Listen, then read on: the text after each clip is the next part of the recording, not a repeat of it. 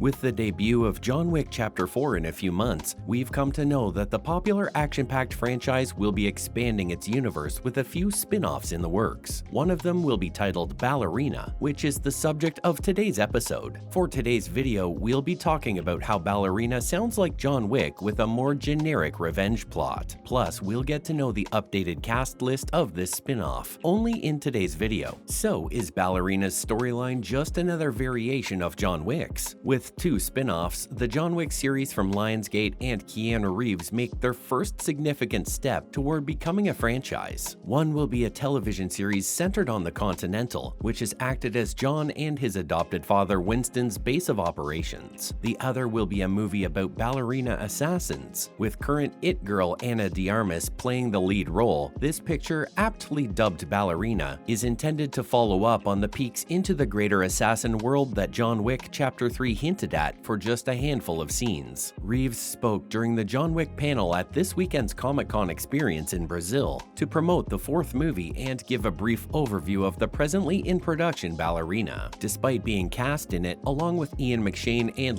Reddick as Charon, Reeves made it seem like he will just be playing a supporting role. The John Wick star stated, "I'm in it for a few sequences. The script's great and the story's cool. Looking forward to it." Although specifics about Ballerina are now somewhat lacking, the actor did disclose that, like John Wick, the spin-off will be a vicious tale of vengeance. He described de Armas's persona as having some very difficult circumstances, and who's looking for revenge. Someone killed her father. Who could that be? Her main objective is to locate that person, who can only be recognized by a tattoo. As everyone is aware, if you have a tattoo in John Wick, something is definitely going on. The reason for Ballerina's vengeance plot can't help but seem disappointingly basic in comparison to a franchise that began with one man being angry because someone shot and killed his dog. Even so, the success of such plans depends on their implementation. At the very least, Ballerina should be visually appealing when it opens. Now, we may have a general idea of Ballerina's plot, but we're sure there's more to it than meets the eye. Fortunately for you, we have an updated list of the cast members of Ballerina. Of course, we have Ana de Armas, who's tapped to play the lead role. 4 years after Ballerina's existence was made known to the public, in October 2021, Ana de Armas was chosen to be the lead in the spin-off. This information was released a few weeks after de Armas appeared in No Time to Die as Paloma, a CIA agent who worked with James Bond in Cuba. De Armas played this role opposite Daniel Craig and has ample expertise in action roles thanks to Craig's final Bond movie and The Gray Man, which is available on Netflix with a membership. She is definitely a good choice to play the main Ballerina. Rooney, the young woman on this vengeance mission, is apparently Ana de Armas's character. Rooney was originally portrayed by Unity Fennell in John Wick Chapter 3 Parabellum. The identity of Ballerina's main protagonist, who may or may not be a recast of an existing character, has not yet been made official. Next, we have Ian McShane. In the world of John Wick, only the Continental hotel chain serves the criminal underworld, serving as neutral territory where business, i.e. killing people, cannot be done. Winston Scott has controlled the Continental's New York location for many years, but so far all we've seen of him is involved in John Wick's busy life. In addition to Colin Waddell's portrayal of Winston at this era in Peacock's The Continental series, Ian McShane has been tapped by Ballerina to reprise the character's earlier incarnation. It's reasonable to assume that the spin-off will take place after the events of John Wick Chapter 4, and it's not difficult to picture the character of Ana de Armas running into Winston at the New York Continental. The dilemma is whether he will directly assist her as he did with John Wick, or whether he will continue to act as an objective observer. Moving forward to the next cast member, we have Anjelica Huston. Although Ana de Armas's character may or may not be someone we've already met, with a name like Ballerina, we may confidently infer part of her history. In John Wick Chapter 3, Keanu Reeves' character spoke with the director, played by Anjelica Huston, who served as John's mother figure growing up and is the head of the Ruska Roma crime syndicate. This is the same woman who taught John and numerous other orphans how to commit murder, but we also saw her supervising ballet lessons for the young girls in her charge to teach them that art is painful. It makes sense that Ana de Armas's character will meet up with the person who took care of her after her family passed away, much like John did, since Anjelica Huston is due to reprise her role as the director in Ballerina. Whether the director assists the protagonist in her quest is a different story than how she grudgingly helped John in Chapter 3 and was punished by having her her hands stabbed. Aside from the aforementioned, Lance Reddick will also appear in Ballerina as well. The New York Continental may be governed by Winston Scott, but it goes without saying that the concierge is essential to the successful operation of the hotel. Today, Charon, played by Lance Reddick, holds that important position. Ballerina producer Erica Lee called Charon an indispensable aspect of the world of Wick. In Chapter 3, Charon finally got to participate in the action when he assisted John in defending the Continental from the High Table's forces, after the hotel had been temporarily deconsecrated. In the first two John Wick films, Charon was primarily seen working behind a desk or caring for John's dog while he was at work. Ballerina may give Charon another opportunity to shoot some bad dudes, but even if he doesn't, we know he'll continue to hang out at this esteemed place following John Wick Chapter 4. And last but not least, we have John Wick himself, Keanu Reeves. You might be asking why I saved the main character of the John Wick movie franchise for last. That's because Keanu Reeves hasn't been formally announced for Ballerina by Lionsgate, in contrast to the actors who have already been mentioned. Reeves is reportedly going to appear, but even if that's the case, it's not clear whether John Wick and Ana de Armas' characters will actually work together, or if Reeves will just make a brief appearance. In any case, the company made a wise strategic choice if Keanu Reeves truly is in Ballerina. However, if John's role in the spin-off is minor, I hope it isn't hinted at in the trailers before the film's release. If so, this would be a wonderful surprise for John Wick fans who don't constantly follow movie news. Although a release date for Ballerina has not yet been set, main photography began in Prague in early November 2022. Given that John Wick Chapter 4 is one of the 2023 film releases, and that John Wick Chapter 5 is not yet scheduled for release in theaters, it seems likely that the spin-off will be released between those two films. So is there a chance that we'll get to see Ballerina first before John Wick 5? Now that the Ballerina shooting schedule has been made public, it would be fascinating to see whether Lionsgate soon announces a release date for the John Wick spin-off film, except for the upcoming John Wick Chapter 4, which was repeatedly postponed due to the ongoing COVID-19 pandemic and competition with Top Gun Maverick. The Reeves-led movies in the franchise have seen their productions run for a few months before arriving in theaters, an estimated 5 to 6 months later. Ballerina might appear on the big screen as early as fall 2023 if it adopts a similar strategy to its predecessors. Then the decision is whether Lionsgate wants to take a chance on two John Wick-centered films coming out in the same year, given that the fall of 2023 is already filled with blockbuster movies like Dune Part 2, Kraven the Hunter, The Expendables 4, and The Hunger Games: The Ballad of Songbirds and Snakes. It seems more likely that Ballerina will arrive in theaters in the early months of 2024. While John Wick Chapter 5 is still mostly in limbo, Ana de Armas' spin-off will at least keep viewers interested in the action series after the March 2023 publication of John Wick Chapter 4. With that, we're wrapping up today's video about Ballerina, the John Wick spin-off. What are your thoughts about this upcoming movie so far? Let us know in the comment section below. Thanks for watching today's video, and before you go, don't forget to leave a like and subscribe to our channel with the notification bell on for more videos like these. See you next time.